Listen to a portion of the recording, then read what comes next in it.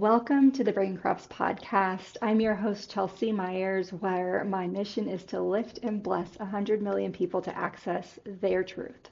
And today I have the absolute honor of speaking with someone who I absolutely adore and respect so much, someone whose work has shaped millions, billions of childhoods, and whose journey is just as powerful as the legacy that she's built. Melissa Bernstein is the co-founder of Melissa and Doug, a company that's brought creativity and imagination into homes for over 35 years. And beyond her incredible success, Melissa has been on a profound inner journey and one that she shares very vulnerably in her book Lifelines. In Lifelines, she opens up about her struggles with existential depression and perfectionism and deep search for meaning, which is something that we can all relate to, but most of us don't speak about it as openly and as honestly. And now Melissa is channeling her truth into her newest endeavor that is helping so many other people navigate their inner journeys. So, Melissa, I am just so pleased to have you here today. I'm so grateful to know you, and thank you for sharing this space with me. I feel the same. I have loved getting to know you too, and you are truly an extraordinary person. Thank you so much. Your book is so beautiful, and there were so many moments that I was just like, oh my gosh, thank you for saying that. I thought I didn't know other people felt this way, and you just have so much beauty to share. So if it's okay with you, I kind of want to start deep and just go deeper because there are so many Yes. people that can really benefit from this conversation. And yes, it has just been such a blessing to know you and to continue our friendship. And every time I talk to you or read something that you've written, um, I just get that confirmation like, yes, this is just one of the most beautiful, beautiful people that I am fortunate to know. So thank you. Oh, that means so much to me. You begin your book by describing really early, deep thought processes of feeling disconnected and confused and really just seeking to understand. Will you talk about your childhood? Absolutely. I think some of us have a very strong connection to soul from early on. And it's definitely, there's a genetic component to it. And from the time I was born, I always needed to know sort of why and what was the purpose of my being here, what was I meant to do while I was here, and why did people sort of exist for just an instant and then like disappear into seeming nothingness.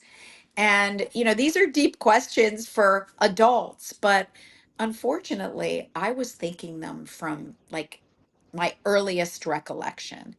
And it wasn't so bad to think them, but when I let them out to the world around me and started to ask some of those questions, what I received from the world was nothing short of very negative. It was this sense like, what is wrong with you? Like, why would you be thinking these things at such a young age? And this is not appropriate for someone of your age. Like, you need to be playing like regular children do and not pondering things that are so scary and Mm, unanswerable to many. So I got this message. I already felt very uncomfortable in my being because I needed these answers to feel okay. And when I, shared it with those around me, I got the message like, we don't know the answer, but we don't even want you to share this because it's not something that, we talk about or think about. So very early on, I learned to repress what I was feeling and not share this sense of nihilism, that there may be no meaning and I might not ever know why I'm here with the world.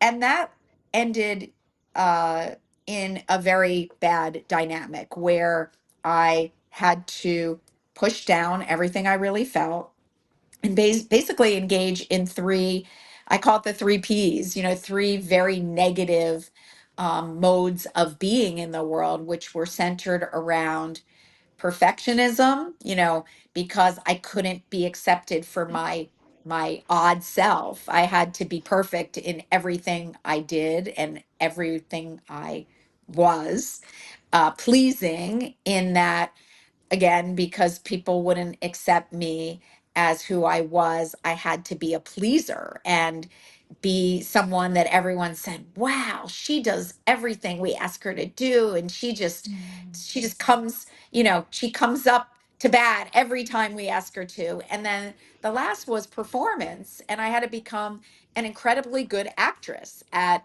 showing that shiny side all the time and never letting on that inside I was an absolute mess. So I had to be like, everything's great, everything's fine. How are you? And those three, coping mechanisms really led me all the way to midlife, honestly. Mm, yeah, that is so powerful. You said something that sparked an idea that's been really on my heart lately, which is there's so many things that I think are programmed into us. If we don't realize they're there, we just kind of repeat these patterns of parenting and communicating. But my kids range in age right now from 6 to 22, and so I've had a long time to reflect on how I parent and then also on how I was raised and how that impacted me. And one of the things that you mentioned there was almost this. You had interpreted that in order to be loved, in order to be accepted, in order to be worthy, there were these certain three P's that needed to be in place. And as I've been really reflective about the messaging we can say to our kids, it can be simple words and phrases like, don't do that, or you don't need to feel that way, or why are you this? Why are you that? When we say these things, um, we're sending that message that you are more acceptable when you don't appear to feel certain things that me as the adult, I don't want to have to handle or I don't know how to handle. And I just think of this as such an incredibly important part of this conversation because it's not, I don't think that anybody intentionally um, planted those ideas into my mind, nor have I intentionally done that to my kids. But if we don't pay attention to the way that we're communicating and the impact that those communications can have. This is where this leads us, right? To feeling like we've got to be Yes. perfect and perform and please others. Exactly. No, you said it so beautifully. And there's no malintent. Like no one in my life was trying to hurt me. They were just terrified of feeling those same things and asking those questions themselves. So it really was this, inability in our society of dealing with those shadow side emotions and feelings. And if they had never dealt with them, right, how were they going to be able to deal with them in a little child? So yeah, I was just getting the same message they had told themselves, honestly. And that was the societal message, which is, push it down and keep on smiling, which in some cases, right, is helpful because we also can't become so overwhelmed by our emotions that we can't, we're ineffectual, we're not able to realize our full potential. So there's a fine line there. And in Hmm. one sense it made me very effective because I, latched on to perfectionism and I became a super high achiever, and it motivated me in one sense to just keep on, pushing, but it ultimately led to an utter and complete breakdown because when you submerge everything you are and everything you're feeling and adopt you know, an inauthentic persona, ultimately, it does come crashing down because it is inconsistent with your soul. Hmm. It is. It is. So you are operating under these three P's, and then you talk in your book about you went off to college, and then you decided to start, I would say, experimenting with sharing some of these deeper parts of your heart, some of these deeper feelings. Will you talk a little bit about that? Of course. I kept trying, right? Because our human need physiologically, we are social creatures and we're wired to connect. And all we want in life is to matter and belong to something or Hmm. someone. And I kept trying because I wanted people to know who I was and what I was feeling. But every time I tried, I sort of got this message that you're too much, Melissa. Like this Hmm. is too much, and we don't have the capacity to be there for you. And I tried it a few times. I tried it in college a few times. Really, when I was in some very very low times, I reached out to a few people who basically were, gave me this message like, "What? You're not perfect? Oh my gosh, this is terrible," which quickly made me say, "Oops, I gotta stand up straight now and put on that smile. Like, I guess I can't be imperfect to these people who think I'm perfect." I tried to share it with my boyfriend at the time, who also was like, "You'll be fine. Everything's okay. Don't worry. Like, I promise everything's going to be okay," which in some situations works, but I was so low at that point that that wasn't going to do it. And, even later on, I reached out to a family member and tried to share some of my verses that were really, really dark, talking about my everything, right? Everything I felt, I ended up channeling into these verses that became sort of my prayers, like, Hmm. and my questions and my unanswered thoughts, ruminations about life.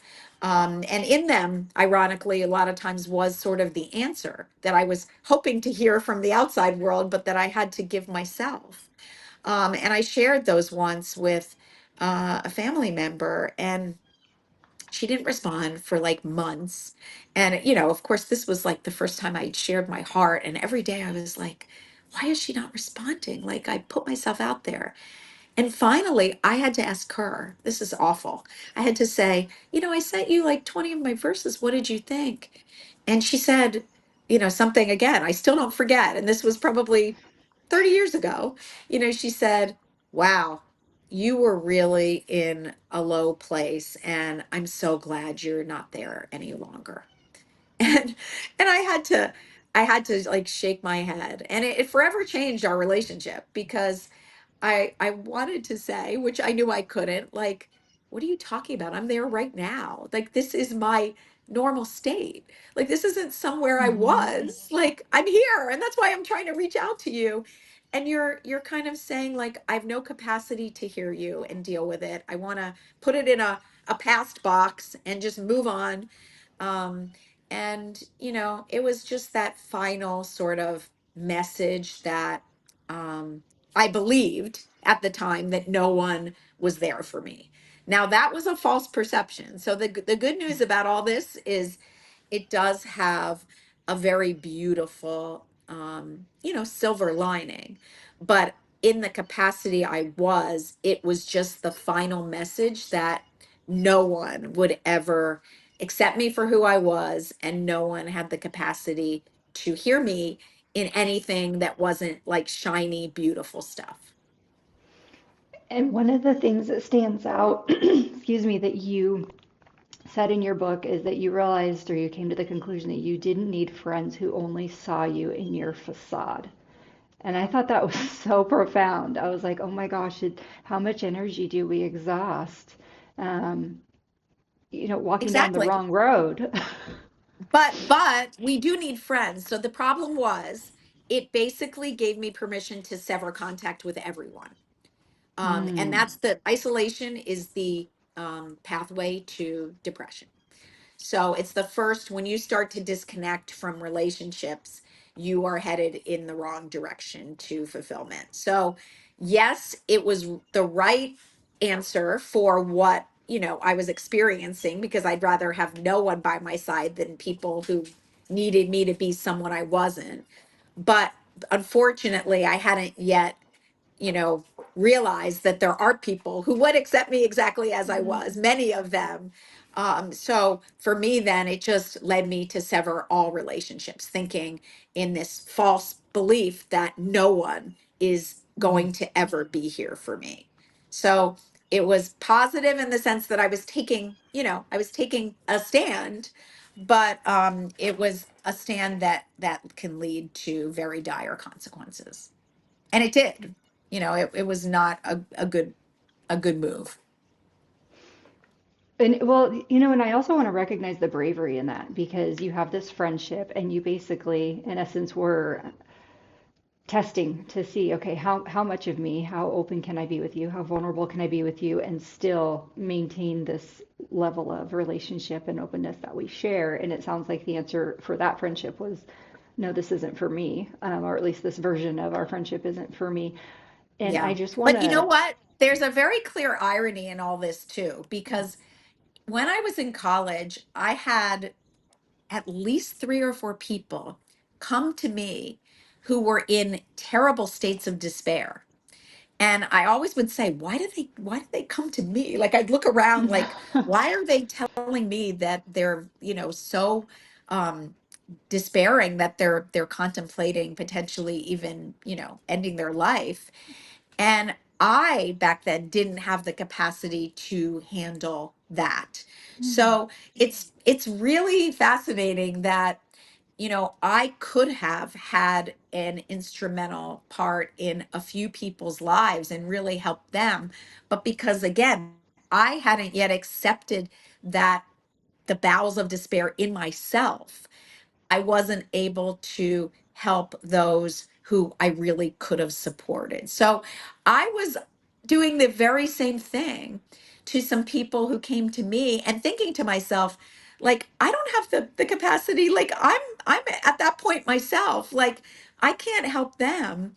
But I gave this impression, I guess, or they saw through it. They saw that I was feeling the same way they were. And one of my real regrets honestly is that I wasn't able to be there for them. I still think about it today, and it's one of the reasons that I talk to despairing people every single day now, because I truly believe that one person, one saying to someone who literally is trying to make a choice whether they stay here or go, one person who sees them and can say, I'm with you. I understand. I really do. And I'm here. I don't have the answers, but I'm here. I'm standing with you. That can make all the difference. I know it would have to me if someone had done that for me. absolutely. And I just want to tell you, I honor what you're doing, and I am so grateful that you are you. And um, I love that you're just so brave and courageous, Melissa. I love that you did that back then and you tried it on a few people and you're like, okay, this isn't landing for you, or this isn't, resulting in the connection I was hoping for. But um, you kind of you didn't stop there. Maybe you did stop temporarily, but now you are so open, and your book has reached so many people and impacted so many people who were sitting over there going like, is this just me? Am I, just too much? Am I just too different, or, not fitting in? What is the point here? And you give people something to really relate to. And I just appreciate that about you so much. You even went on to say that it was because of who you were, all of who you were, your depression, your sensitivities, your excitabilities, that led to this beautiful change. Will you talk about that part? Yes. So, I always had this capacity to create from sort of that boundless expanse of white space, I call it, right? I always saw things in my head. From early on, it was full musical compositions, it was verses, and it later became, actually concrete products.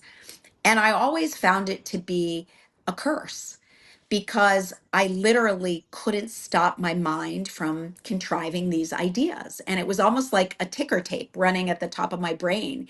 And it would, at any moment I could reach up and pluck one of them down and bring it through my hands into fruition. But if not, they just kept barraging my brain. And I would sometimes, to myself say, stop it, turn off the noise. And I thought about it as this thing I needed to expunge out of me because it was so um, burdensome and such a responsibility. And I felt very guilty when I let the ticker tape, because if the ticker tape ran by, it didn't come back. It Mm. was like the unborn creations were gone forever. So it was very troubling and very, disturbing to live with that. But what I started to realize is this high sensitivity that I had, right? That led me to ponder these higher realities and Mm. be emotionally so sensitive to people's words. Someone could say something to someone else and they just like, let it roll off their back. If someone said it to me, I'd feel like literally, I'd feel a dagger piercing my soul. And I always used to say, I feel like my nerve endings are on the outside of my skin. Like when someone touches me, I jump, and cold and hot and everything. I've always been had this over excitability in every single part of my being. And when, I thought it was a curse, right? I wanted to be different and I wanted to change it and I wanted to get rid of it so desperately, to the point where, I tried to end my life because I despised every part of me, this sensitive, overthinking, over ruminating person.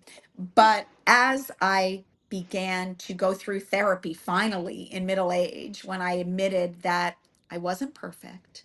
I will never be perfect. And actually, that is the definition of being human, is Mm. imperfection. And of course it's cliched, but it's our cracks and our vulnerabilities that make us relatable and human. And one of the reasons I could never have friendships is because I was too perfect and I never showed any of my vulnerability. And all this was like, whoa, I thought I had to be perfect to make friends, and it was quite the opposite.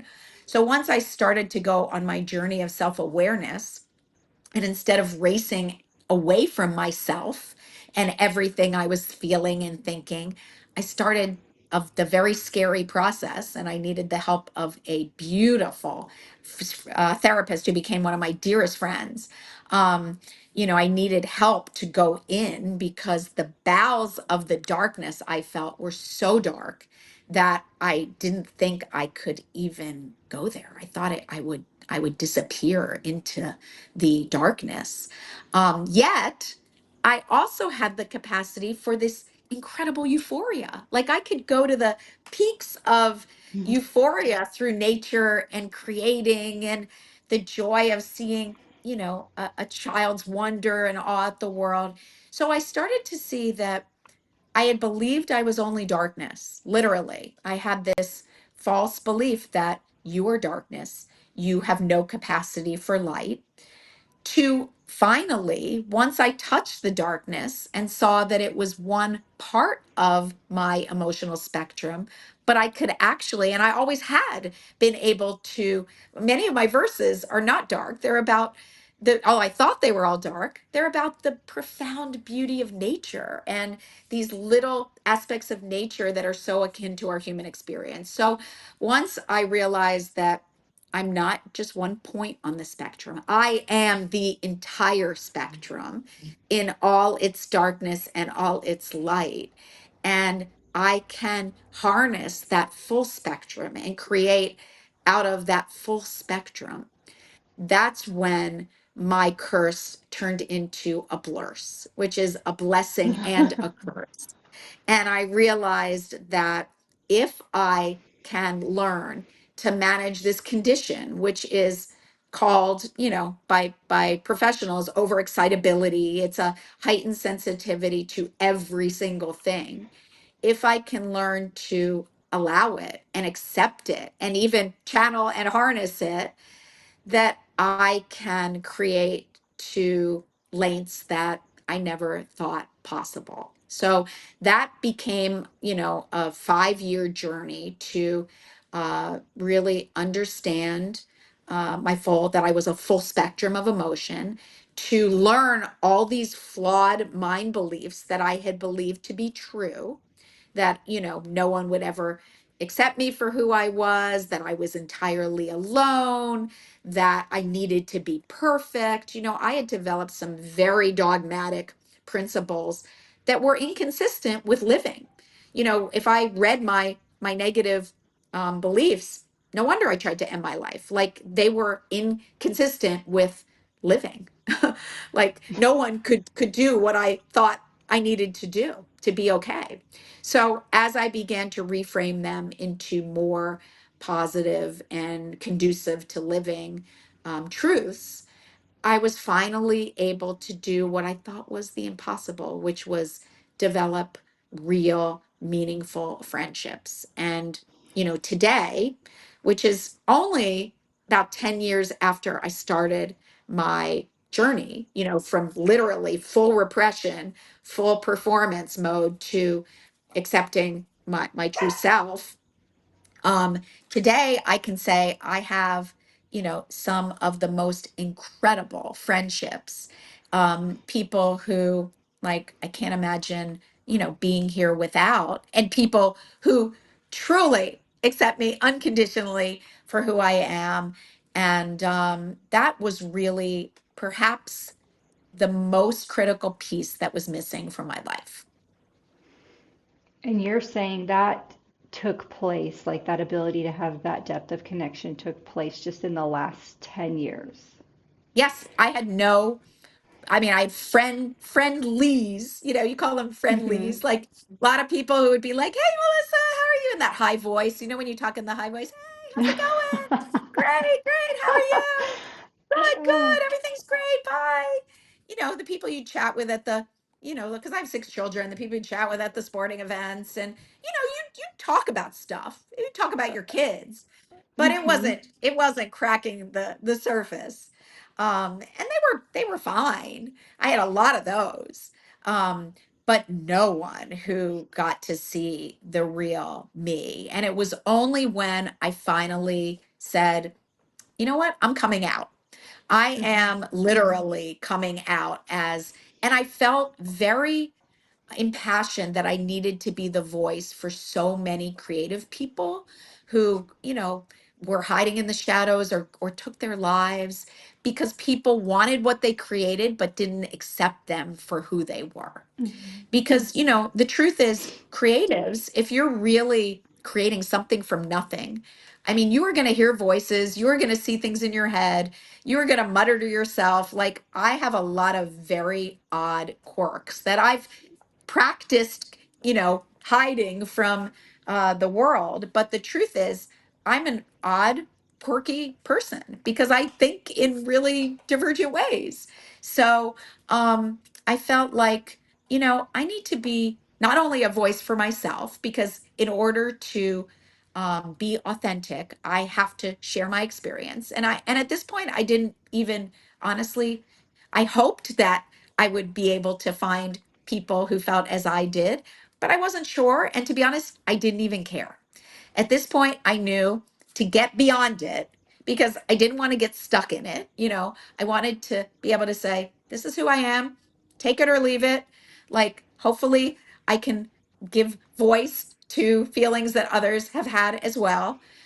But if not, I need to do it for myself. And by the time I did it, it didn't matter. That was the great news. My whole life, I had tried to be who I believed others wanted me to be. And I was absolutely miserable. So I knew that I wasn't going to do it any longer. I was going to come out as authentic. I was never again going to hide in the shadows. I was going to be honest and truthful and leave that, really repressed, phony past behind. So, and that's what I've done. I am now completely honest. I'm not sugarcoating anything. Life is really hard. It's not easy for anyone, and yet there is a lot of joy and meaning and potential to be realized. So I've become a logotherapy, which is healing by meaning. I've become a certified coach through my own journey. And I really understand the core tenets of making meaning, and that it takes personal responsibility and a commitment. So I'm very much about sort of moving beyond the diagnosis, the Mm. malady, and just making the most we can in the short time we have here. Thank you so much. And I really appreciate you sharing some of those details, like the sensitive to touch, or, all of these different, well, I say different, but, when you talk about the importance of having community and making connections and finding basically your people, um, it becomes increasingly important that we talk about it because, there are other people experiencing these same symptoms or differences, but they're not different. They're just different than the people that don't have them. They're the same as the people who do. And so I really Yeah, and appreciate, that's the thing. I wasn't so special. Like I literally, one of the things I thought I was alone, right? I was the only one that had these, right. and it was like, nope, you're not. In fact, a lot of highly creative people, anyone who's highly creative is going to have the same thing. So it was Mhm. just I was playing in the wrong domain, right? I wanted to be accepted by the super popular like mainstream people, and in that domain, like they looked at me like I was a pariah. But in my domain of kind of the creatives who are out there and dressing and beating to their own drummer, like they were like, come on in, Melissa. Like, here we are, you're Mhm. home. And it was because, again, I wanted to be someone I wasn't. That was the thing. I was trying to be what I wasn't and not accepting who I was. It was a very Mhm. simple, problem. But until I realized that I'm quirky, I'm self deprecating, I'm highly sarcastic, very cynical, I have a certain way that doesn't really play well, very honest and forthright. And it didn't play well. It doesn't play well with most people, which is Mhm. why it took me longer. And my people are also hiding and tend to be introverts. So it was a full-time job to find, my tribe, but worth every bit of investment. Thank you. And one of the things I wrote down that you said was that, in in working through some of this, and I suspect it was before you had this, awakening of sorts, but you said you would seek solace through action to avoid overwhelming despair. And I bring that up because I think that's what a lot of us do when we're feeling different, unaccepted, like we're just trying so hard to seek that external validation that we are worthy to live and be us. We do that. We over involve ourselves in things. Some of us get involved in addiction. Some of us get involved in whatever we're doing, but it's an attempt to distract from the pain and discomfort. And Yes. and it was Yeah, so interesting. so there's a very fine distinction between that because I truly believe we need to act always. Like we need to live in the verb and we need to be doing and creating and exploring and discovering. So that's like essential for meaning and a life well lived. However, I was creating in the feudal race, right? I Mhm. was so desperate to create meaning and not knowing how to do it that I was just creating, creating, creating, um, really attached to the result of those creations. And that's when it was a problem. Like I was like, I need to create more and more and more. And I was basically trying to fill an inner hole with building a building out there, Mhm. right? I wasn't helping my dearth of meaning by looking out there. Right. Right. And So I still I create now all the time, but it's very different. I create for the joy of creating and not for the goal of creating. that makes sense.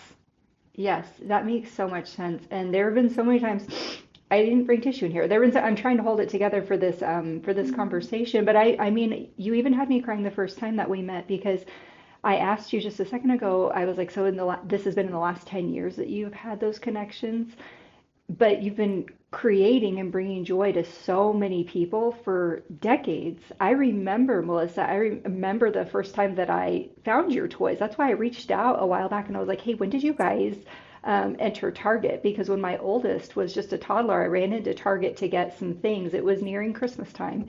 And I ran in just, regular Target run. I wasn't intending to buy toys at all. And I remember seeing them and there was just something different about them. I was like, wow, they're not loud. And, I had him listening to classical music, and I was very intentional about what I read to him and creating safe spaces for him to grow and develop. And those toys, they stood out to me. I was like, that is something different. And so I grabbed several of them. I think one of them was a stacking toy. I don't remember what the other ones were, but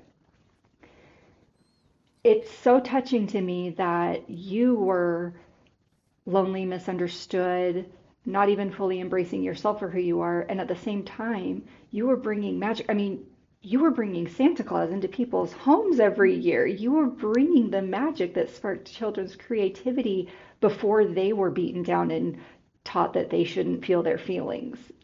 And Well, it's just, honestly, yeah, that saved my life.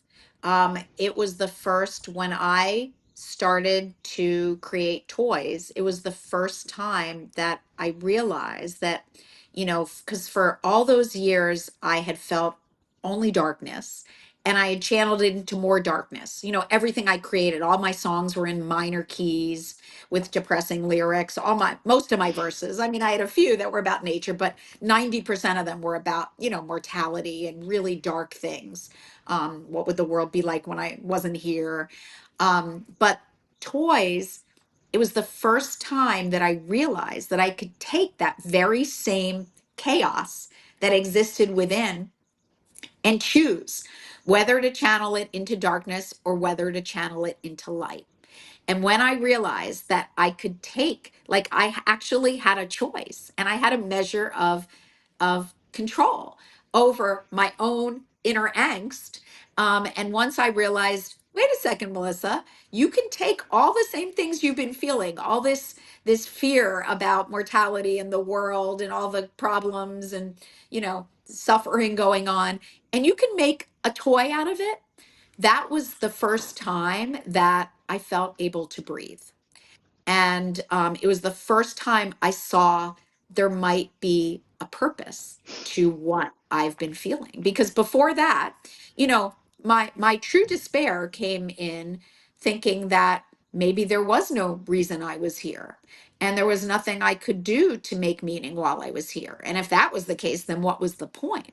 But that was the first time, the first time I started to see toys in my head and bring them to life. It was like, oh my gosh, there may be a reason for that darkness. So that even though I wasn't yet verbally expressing who I was, trust me, I was channeling it into toys. And that's why I created close to 10,000 toys, because the deluge of chaos within was so great that it just kept channeling. And people talk about creative blocks, and for me it was the opposite. I couldn't channel it fast enough, because I had so much like repression that was just dying to get into something. And mm, it was truly, miraculous. I can't even think, about how ironic, again, the irony again, that someone who felt such utter darkness and bleakness about existence could end up creating so many light and bright toys. But it just shows that it's all part of creativity. And we can take every bit of it, whether it's dark, light, or in between, and channel it into whatever we choose to. And that was the first time I didn't feel like a victim either. I felt like mm, I have a choice. Like I can keep channeling it into these dark verses that I never want to share with the world. And by the way, the reason I didn't feel any meaning through my creativity and didn't even think I was creative was because I never shared them at all with anyone ever. Because again, I knew if they saw the words that were so dark, that they'd never they'd think they'd commit me, literally. So it was only when I could take something in me, and this is part of meaning. You take something in you, part of your essence, and use it to touch someone else and serve humanity. That's when the circle becomes whole. And that's when I finally said, there's some meaning in this suffering. And you know what? If I am able to touch millions of kids, I mean, we crossed over 1 billion units sold a few years ago. So if I am able to touch, 1 billion people through this curse, then bring it on. Like I am going to make the most of it in my short time here. So that creating toys was my salvation, and it made it so I was no longer questioning like why I was here. It gave me a purpose. It was still done frenetically and much of a futile race because I hadn't yet, gone and accepted myself as that, but I saw the purpose in it. And the last time I was at the store, I think it was just before this holiday season, and I was standing there where all the Melissa and Doug toys are, and I was just overwhelmed with emotion because I was looking at that and I was like, wow, every single one of those represents a beautiful creative process and probably a really meaningful moment for you. And I just appreciate you so much for continuing to create and continuing to be here and continuing to share. Do you feel, Melissa, like if you hadn't had the depression or the ultra sensitivities or the uniquenesses or the quirks, do you feel like then you would not have been able to create all of these things that you've created? 100%. It's completely connected. It's because the imaginational hypersensitivity, and the intellectual hypersensitivity, and the emotional, intellectual, and imaginational. Emotional, intellectual, and imaginational. Those three together are what lead to things that, others haven't thought of before. So it's that combination that leads me to say, and it's very simple. Like my creativity isn't, it's very, very simple, very childlike, very concrete. It's basically seeing what everyone has seen and just being the one to think, well, wait, why can't it be like this? And it's that level of clarity and simplicity, not overcomplicating things, and not being ashamed of that, that has led to everything I've created. And I haven't just created toys. I that's the cool thing. It's just a way of thinking that leads me to, be able to sort of see that. And I teach it now. I believe everybody has that capacity. And I think but very few of us have the patience to go back to that childlike state and really sort of have beginner's mind and see it in its simplest form. So, because of who I am able to do that. Um, but, everyone has the capacity to do it. They would just have to work a little harder. And you mentioned that you are now a certified coach and you teach other people about logotherapy, and you have a company, Lifelines, same name as your book. What is the mission behind Lifelines and all of the work that you're engaged in at this point? It's a great question. So, believe it or not, Lifelines has turned into a product company as well. I may be one of the few people. I have two, brands at Target and soon Walmart and Amazon. Melissa and Doug and Lifelines, which makes sensory immersion tools for teens and adults. So that was also really an incredible part of my journey, because I think after 30 plus years making toys, I started to wonder, can I only create one thing? Not that I ever thought I'd create toys. I had never created toys as a child, but I thought, can I channel again that very same inner chaos into other things?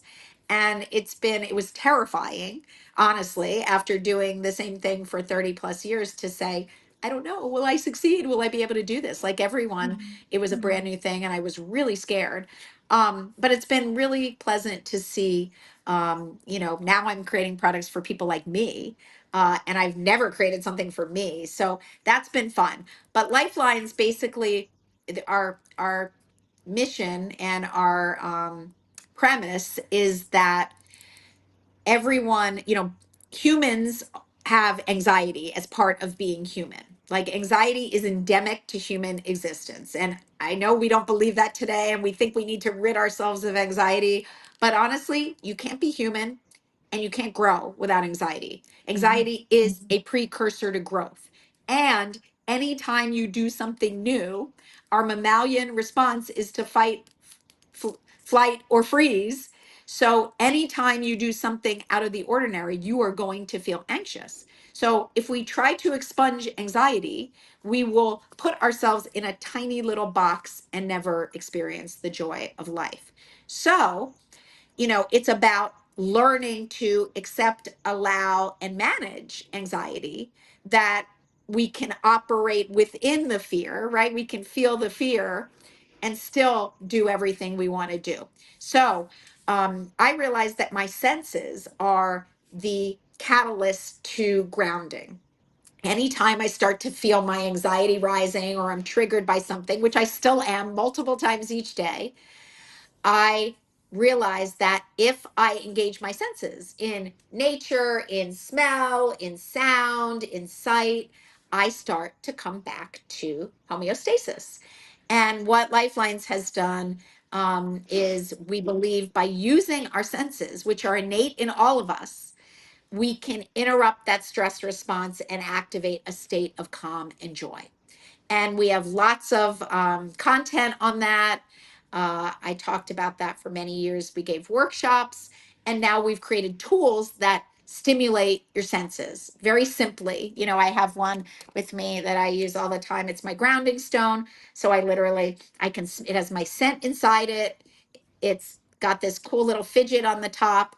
And basically, if I'm starting to become a bit untethered, I will hold my grounding stone. I will come back to my senses, turn off the sympathetic nervous system, come back to my parasympathetic, and I will calm myself down, like on my own. And I think the more we can integrate these tools into our daily lives, the more we will be able to manage the anxiety that is endemic to being human. One of my favorites are the colored pencils, and what you've done so masterfully with those is you have made it appealing to, you talked about slowing down and getting in touch with the senses. So the colored pencils, for those of you who are listening, they're scented, but it's almost like they have the names of the colored pencils have verses on them. One of my favorites is, I think it's napping among the bergamot trees. Yeah. And, just taking the time to read that and then smell it, it detaches you from whatever your anxieties are or whatever your fears are or frustrations are, because you're in the moment of reading this and now smelling this and imagining it. I actually was curious. I'm like, have you ever napped among bergamot trees? That's such So, a by the beautiful way, way of I putting it. wrote every one of those descriptions, and we now have like 40 to 50 different colored pencils. It was such a challenge and such a joy to make everyone evocative of a memory that I really love. I wanted them Mm. to be very nostalgic. So, yeah, and that's where, again, if we find our sweet spot in life, right? If we find that thing that really lights us up, like now I'm utilizing my love of words, in our products, because those descriptions, like, they had to be perfect. They had to be evocative of exactly that scent. So thank you for noticing that and supporting Lifelines. I really appreciate it. Oh, thank you for building it. So I do have one more question, and it almost feels like I'm not even sure, it feels so loaded. But I'm just curious, Melissa, if your entire journey could leave one lasting imprint on the world, what would you want that to be?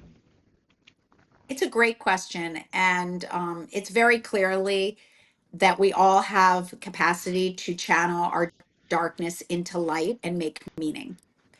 I think many people I speak with believe that they can't get out of the darkness, but actually, darkness is only the absence of light. Darkness is not a force of its own. So the minute you discover your light, which takes again a journey of self awareness and discovery, but the minute you discover what lights you up, the darkness disappears. So it's hard work.